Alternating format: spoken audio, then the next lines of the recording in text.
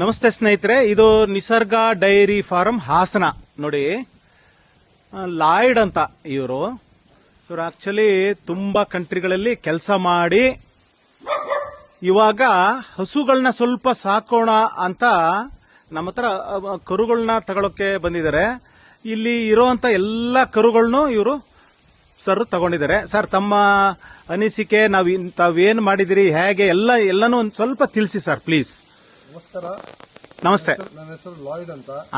ಅದೇ ಹೇಳಿದಂಗೆ ಸ್ವಲ್ಪ ನಾವೆಲ್ಲ ಸಿಟಿ ಕಡೆ ಒಂದು ಬೇರೆ ಬೇರೆ ದೇಶ ಬಂದಿದ್ದೀವಿ. ಆಮೇಲೆ ಫೈನಲಿ ನಮ್ದು ಒಂದು ತೋಟ ಇದೆ. ಎಲ್ಲಿ ಸರ್? ಅದೇ ಬೆಂಗಳೂರು ಮಾಗಡಿ ಹತ್ರ ಗೋಲ್ಡ್ರಪಾಣೆ ಅಂತ ಹೇಳ್ಬಿಟ್ಟು ಹೆಸರು. ಅಲ್ಲಿ ನಮ್ಮ ಫ್ಯಾಮಿಲಿ ಇದಾರೆ, ಜೀವನ್ ಅಂತ ಹೇಳ್ಬಿಟ್ಟು ಅವ್ರ ಫ್ಯಾಮಿಲಿ ನೋಡ್ಕೊಳ್ಳೋರು. ಅದೇ ಈ ಹೊಸು ನಿಸರ್ಗ ಫಾರ್ಮ್ ಅಂತ ತುಂಬಾ ಕೇಳಿದ್ವಿ. ಆ ನಿಸರ್ಗ ಫಾರ್ಮ್ ಅಲ್ಲಿ ನಟೇಶ್ ಸರ್ ಅಂತ ಅವರು ಮೇನ್ ಓನರು. ನಮ್ ನಯಾ ಸರ್ ಭೇಟಿಯಾಗಿದ್ದೀನಿ. ಅದಾದ್ಮೇಲೆ ಈಗ ಬಂದು ನೋಡಿದ್ಮೇಲೆ ಹಸು ಅಂತೂ ತುಂಬಾ ಚೆನ್ನಾಗಿದೆ, ಚೆನ್ನಾಗಿದೆ. ಆಮೇಲೆ ತಿಳಿಸಿ ಎಲ್ಲ ಕ್ಲೀನ್ ಆಗಿ ಹೇಳ್ಕೊಟ್ಟಿದ್ದಾರೆ. ಅಂದ್ರೆ ಇವ್ರ ಜನರು ಇವ್ರು ಏನಂತಂದ್ರೆ ಇವ್ರು ಚೆನ್ನಾಗಿ ಎಲ್ಲ ಬಾರ್ಕೊಂಡಿದ್ದಾರೆ. ನಮ್ಮಂತವ್ರು ಸ್ವಲ್ಪ ಗ್ರೋ ಆಗ್ಲಿ ಅಂತ ಹೇಳ್ಬಿಟ್ಟು ಸಪೋರ್ಟ್ ಮಾಡ್ತಾ ಇದಾರೆ. ಖಂಡಿತ ಒಂದು 10-12 ಹಸು ತಗೊಂಡ್ ಹೋಗ್ತಾ ಇದ್ದೀವಿ. ಕರುಗಳು ತಗೊಂಡ್ ಹೋಗ್ತಾ ಇದೀವಿ. ಇನ್ಮೇಲೆ ನೋಡೋಣ, ಇವ್ರ ಸಪೋರ್ಟ್ ಇದಾರೆ. ಫ್ಯೂಚರ್ ಅಲ್ಲಿ ನಾವು ಇವ್ರ ಲೆವೆಲ್ಗೆ ಬರೋಣ ಅಂತ ಒಂದು ನಮ್ದೊಂದು ಐಡಿಯಾ. ಖಂಡಿತ ಸರ್, ಖಂಡಿತ ಆಶೀರ್ವಾದದಿಂದ ಮಾಡೋಣ ಅಂತ ಇಲ್ಲ. ನಾವು ಪ್ರತಿಯೊಬ್ಬ ರೈತರಿಗೂ ತಿಳಿಸ್ತೀವಿ, ಕರುಗಳನ್ನ ಸಾಕಿ. ಮೊದಲು ಕರುಗಳು ಸಾಕಿದ್ರೆ ಏನಾಗುತ್ತೆ, ನಾವು ಇದೆಲ್ಲ ಪಂಜಾಬಿಂದ ಬಂದಿರೋಂತ 10th ಜನರೇಷನ್ ಕರುಗಳಿವು.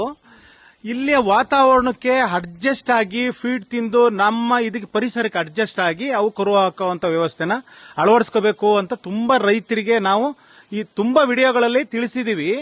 ನೀವು ಅದೇ ವಿಚಾರವಾಗಿ ನಮ್ಮ ಹತ್ರ ಇಲ್ಲಿ ಇದಾವಲ್ಲ, ಇವೆಲ್ಲ ಕರುಗಳನ್ನು ಸರ್ ತಗೊಂಡಿದ್ದಾರೆ.